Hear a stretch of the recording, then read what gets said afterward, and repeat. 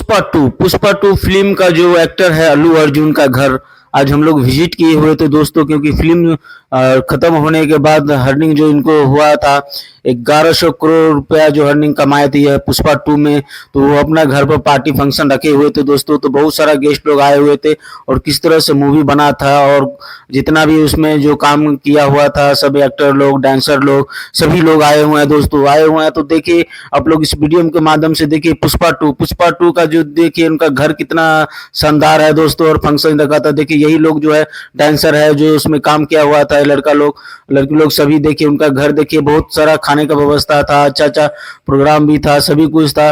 और सभी dancer actors जितना भी क्रिएटर थे सभी लोग पहुंचे हुए थे दोस्तों। उनका घर देखिए कितना सुंदर लग रहा है।